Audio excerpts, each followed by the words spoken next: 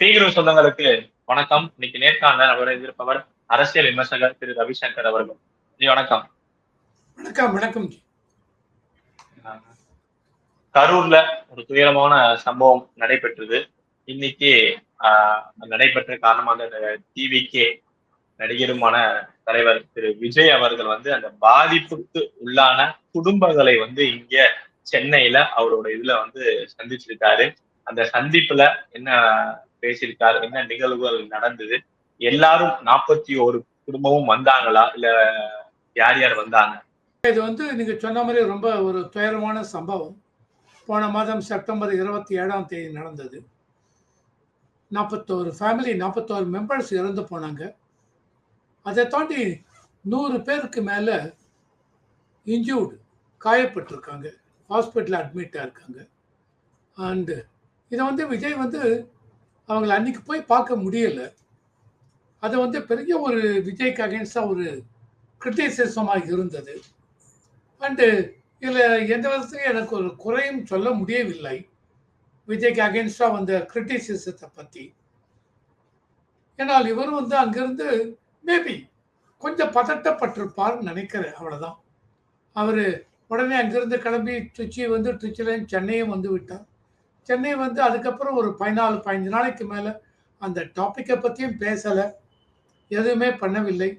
ஆனால் மீன்மேல் என்ன அனௌன்ஸ் பண்ணார், இவங்க எல்லாருக்கும், இறந்தவர்கள் எல்லாருக்கும் 20 லட்சம் ரூபாய் அந்த ஃபேமிலிக்கு கொடுக்குறேன் அப்படின்னார். அந்த மாதிரி காயப்பட்டவர்கள் எல்லாருக்கும் ஹாஸ்பிட்டலில் ட்ரீட்மெண்ட் எடுத்துட்டு இருக்கவங்களுக்கு 2 லட்சம் ரூபாய் கொடுக்குறோம் அப்படின்னா. அதுக்கப்புறம் இவர் கரூர் நான் போக போகிறேன், கரூரில் போய் நேரில் போய் பார்த்து இவங்களுக்கு எல்லாத்தையும் கொடுக்குறேன்னார். போக முடியவில்லை. இவர் போலீஸ் ப்ரொடெக்ஷன் கேட்டார். அதெல்லாம் இவங்க கொடுக்கவில்லை அப்படின்னு ஒருத்தர் சொன்னாங்க. ஆனால் போலீஸை பொறுத்த வரைக்கும் இவங்க ஒன்றும் ப்ராப்பராக இவங்க பர்மிஷன் கேட்கவில்லைன்னாங்க. எது எப்படியோ வேற விஷயம். ஆக மொத்தம் என்ன அப்படின்னா விஜய் கரூருக்கு போகவில்லை, அவ்வளோதான். இதை விஜய்க்கு மேலே ரொம்ப ஒரு இதுவாக இருந்தது. இப்படி ஒரு லீடருங்கிறீங்க, நாளைக்கு தமிழ்நாட்டுக்கு சிஎம்மாக வரப்போகிறார் அப்படி இப்படின்னு, இந்த அளவுக்கு இப்படி ஒரு சுச்சுவேஷனை ஃபேஸ் பண்ண அளவுக்கு தைரியம் இல்லையா இவருக்கு, அப்படின்லாம் பேச்சு வந்தது. இதையும் தாண்டி விஜய் என்ன பண்ணார், கரூருக்கு போகவில்லை. அங்கிருந்து அஃபெக்டட் ஃபேமிலிஸ் யார் யார் அத்தனை பேரையும் தனியாக இவரே பஸ் ஏற்பாடு பண்ணி, ட்ரெயினில் இல்லை இதில் ஃப்ளைட்டு எதுவாக இருந்தாலும் ஏற்பாடு பண்ணுறேன்னு சொல்லி இன்றைக்கு மகாபலிபுரத்தில் ஒரு ரெசார்ட்டில் இவங்களை மீட் பண்ணிருக்காங்க. ஒரு ஏற்கனவே 39 ஃபேமிலிஸ், இறந்த ஃபேமிலி மொத்தம் 41 பேர், 39 பேர் அந்த இறந்தவர்கள் ஃபேமிலிக்கு இது கொடுத்து விட்டார். 20 லட்சம் ரூபாய் பணம் அனுப்பி விட்டார் விஜய். சொன்ன மாதிரி ஒரு பெரிய ஒரு விஷயம். ஓகேவா? மக்களுக்கு இப்ப அதை தாண்டி ஏதாவது சொல்லியிருக்காரா? இப்ப நீங்க சொல்ற மாதிரியே 20 லட்சம் ரூபாய் அவன் தரப்புல இருந்து பாதிக்கப்பட்ட குடும்பங்களுக்கு கொடுக்கப்பட்டது. அதை தாண்டி இப்ப நேர்ல சந்திக்கிறப்ப இன்னும் ஏதாவது எக்ஸ்ட்ராவா இவர் ஏதாவது சொல்லியிருக்காரா? சொல்லிருக்காரு. இந்த 39 பேர் மீது 2 பேருக்கு ஏன் கொடுக்கறேன்னா கொஞ்சம் டாக்குமெண்டேஷன் அந்த இதுல கொஞ்சம் ப்ராப்ளம் இருந்திருக்கு, அதனால அதையும் சீக்கிரமே கொடுத்து விடுவேன் என்று சொன்னார். அதை தவிர காயப்பட்டவர்களுக்கு மெடிக்கல் ட்ரீட்மெண்ட் எடுக்கிறவங்களுக்கு இவங்க எல்லாருக்குமே 2 லட்சம் 100 பேருக்கு மேல அனுப்ப போறேன் அப்படின்னு இருக்கார். இதோட நிக்கல, இவர் என்ன சொல்றார், இந்த அஃபெக்ட் ஆன ஃபேமிலி எல்லாருக்குமே டோட்டலி அவங்க ஹைஸ்கூல் படிக்கிறவங்களா இருக்கட்டும், காலேஜ் படிக்கிறவங்களா இருக்கட்டும், ஃபுல் காலேஜ் எக்ஸ்பென்சஸ் அவங்க படிக்கிறது எல்லாத்தையுமே நான் ஏற்றுக்கொள்கிறேன் அப்படின்னு சொல்லிருக்கார். இதையும் தாண்டி யார் யாருக்கு இந்த மாதிரி காயப்பட்டு இவங்க ட்ரீட்மெண்ட் எடுக்கிறாங்க இல்லையா, இவங்க எல்லாருக்குமே ஃபியூச்சரில் லைஃப் இன்சூரன்ஸ் அவங்களுக்கு அதை எடுத்து கொடுக்குறேன் அப்படின்னு சொல்லியிருக்கார். இதையும் தாண்டி இவங்க எல்லாருக்குமே எங்களுடைய குரூப்புக்குள்ள, கட்சி அந்த குரூப்புக்குள்ள இவங்களுக்கு என்னென்ன வேலையை செய்ய கொடுக்க முடியுமோ அந்த வேலைக்கு இவங்களுக்கு ஏற்பாடு பண்ணுகிறேன் அப்படின்னு சொல்லியிருக்காரு.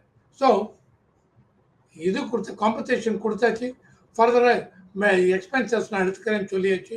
ஃபர்தராக இன்னும் என்னென்ன அளவுக்கு மெடிக்கல் மருத்துவ செலவு, இந்த காயப்பட்டு இருக்காங்க இல்லையா, அவங்களுக்கு இன்னும் எப்படிலாம் ட்ரீட்மெண்ட் கொடுக்கணும், என்னென்ன மருத்துவ செலவு எல்லாவற்றையும் நான் ஏற்றுக்கிறேன்னு சொல்லியாச்சு. ஸோ மருத்துவ செலவை எடுத்துக்கிறார். பசங்க படிக்க போகிறதுக்கு ஹைஸ்கூல் ஆகட்டும், காலேஜ் ஆகட்டும், அந்த எக்ஸ்பென்சஸ் எடுத்துக்கிறேன் அப்படின்னு சொல்லிட்டார். இவங்க எல்லாருக்கும் லைஃப் இன்சூரன்ஸ், டேர்ம் இன்சூரன்ஸ் எடுப்பாங்க, அதை எடுத்து கொடுக்குறேன்னு சொல்லியாச்சு. இவங்கள யார் யாருக்கு அவங்களுக்கு வேலை வாய்ப்பு கட்சிக்குள்ள, எங்க குரூப்புக்குள்ள, கவர்மெண்ட்ல அது இதுன்னு அவர் சொல்லவில்லை, எங்க குரூப்புக்குள்ள என்னென்ன வேலையை முடியுமோ அந்த வேலையை நான் ஏற்பாடு பண்ணி கொடுக்கிறேன், அதையும் உறுதிமொழி கொடுத்திருக்கிறார். இப்ப இவர் போகாத காரணம் என்ன? எல்லாரும் என்ன சொன்னாங்கன்னா, வீட்டை விட்டே தாண்டி வரல, ஒரு மௌனமா இருந்தாரு, ஒரே ஒரு வீடியோ தான் போட்டாரு, அதுலயும் கொஞ்சம் அரசியல் சார்ந்து பேசினாரு. பட் இன்னைக்கு எப்பவுமே ஒரு கான்ட்ரவர்சி ஆனாவது இவர் எதுக்குமே வெளியில போக மாட்டேங்கிறாரு, பனையூர்ல அவரை நோக்கிதான் எல்லாரையும் வர வைக்கிறாங்க அப்படிங்கிறது அதே பேசுபொருள் தான் இந்த விஷயத்திலயும் நடந்திருக்கு.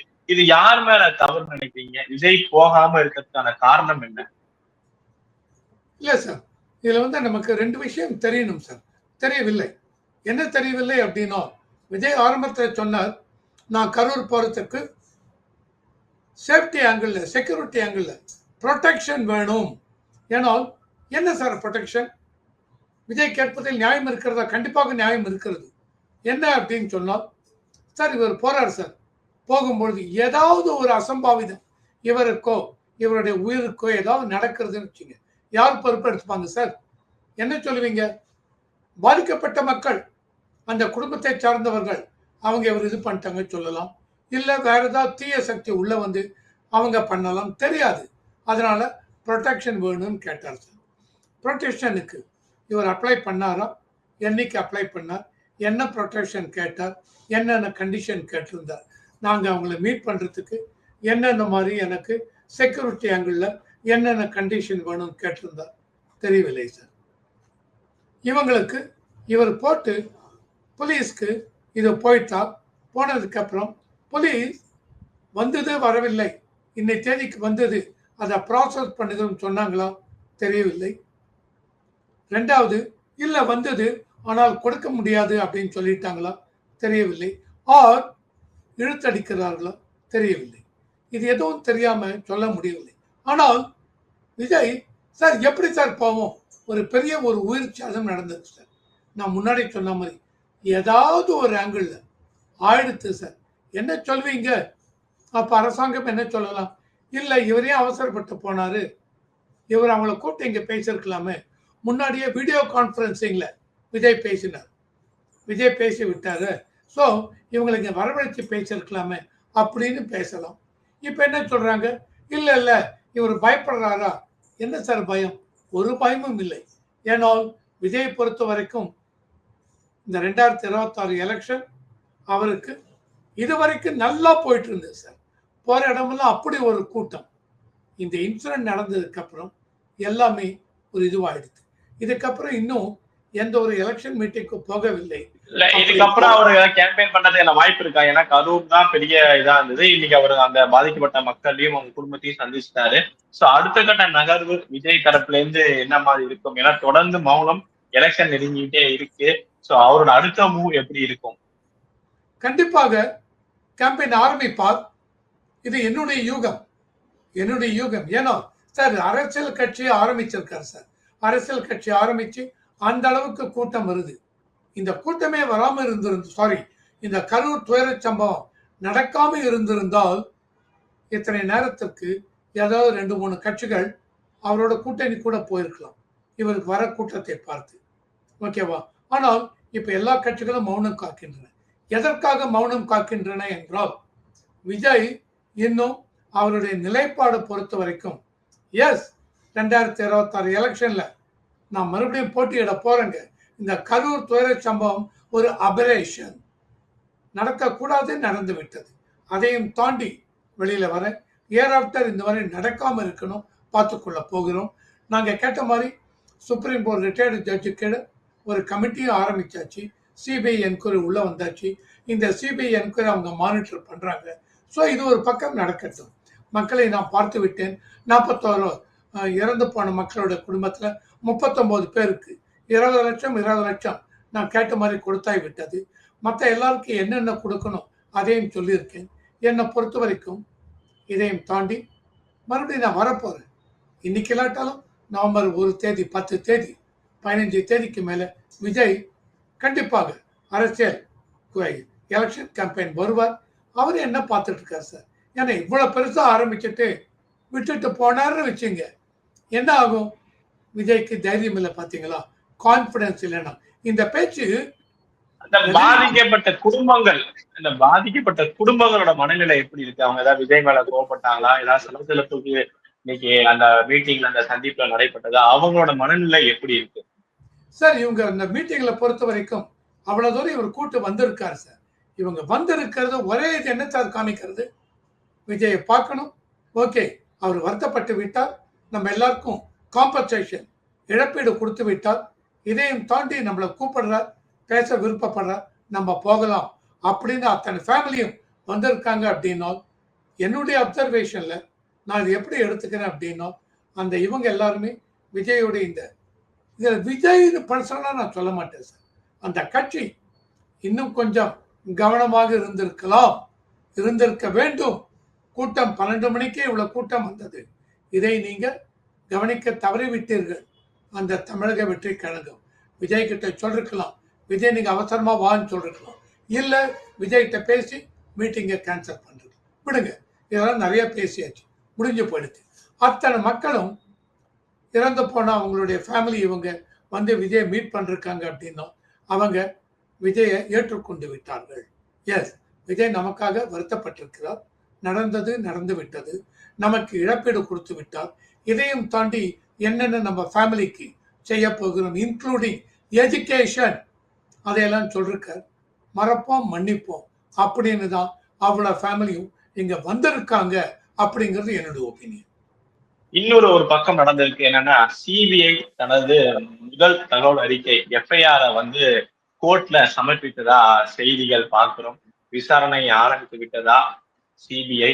அந்த எஃப்ஐஆர்ல என்ன சொல்லப்பட்டிருக்கு சார்? இந்த எஃப்ஐஆர் பொறுத்த வரைக்கும் சிபிஐ மறுபடியும் ஏற்கனவே எஸ்ஐடி இவங்க ஆரம்பிச்சாங்க இல்லையா, அந்த சமயத்துல பண்ண எஃப்ஐஆர் அதை தான் இவங்க சிபிஐ ஆரம்பிக்கும் பொழுது அதை ரீரிஜிஸ்டர் பண்ணிருக்காங்க. ஏற்கனவே எஃப்ஐஆர் இருக்கு. அந்த எஃப்ஐஆர்ல புசி ஆனந்த், தமிழக வெற்றி கழகத்தை சேர்ந்த ஜெனரல் செக்ரட்டரி புசி ஆனந்த், தென் ஆர்கனைசேஷன் செக்ரட்டரியா சிடி நிர்மல்குமார், தென் அந்த கட்சியுடைய அந்த கரூர் மாவட்ட வெஸ்டர்ன் சைடு வர மேற்கு மதியழகன் ஒருத்தர், அவர் மேல இவங்க ஏற்கனவே தமிழ்நாடு அரசாங்கம் அந்த எஸ்ஐடி இவங்க எஃப்ஐஆர் ஃபைல் பண்ணிருக்காங்க. இப்போ சிபிஐ அப்பாயிண்ட் பண்ணதுக்கு அப்புறம் சிபிஐ என்ன பண்ணிருக்காங்க, உள்ள வந்திருக்காங்க. எஸ்ஐடி இவங்க கிட்ட இருந்தெல்லாம் அவங்களுடைய இதெல்லாம் வாங்கியிருக்காங்க, என்னென்னு இது வரைக்கும் எடுத்திருக்காங்க, என்ன பண்ணிருக்காங்கன்னு. இதையும் தாண்டி இவங்களும் இனிஷியல் இன்வெஸ்டிகேஷன், இன்னும் டீப்பா உள்ள போல இனிஷியல் இன்வெஸ்டிகேஷன் ஆரம்பிச்சிருக்காங்க. இந்த இனிஷியல் இன்வெஸ்டிகேஷன் ஆரம்பிக்கிறச்ச இவங்க என்ன பண்ணிருக்காங்க, ஏற்கனவே இவங்க எஃப்ஐஆர் ஃபைல் பண்ணிருக்காங்க இல்லையா, அந்த எஃப்ஐஆர் அதையும் படித்து பார்த்துக்கிட்டு அதே எஃப்ஐஆர் ரீரிஜிஸ்டர் பண்ணிருக்காங்க. அப்படின்னா சிபிஐ ஆரம்பிக்கிறதுக்கு முன்னாடி ஒரு எஃப்ஐஆர் ஃபைல் பண்றேன்.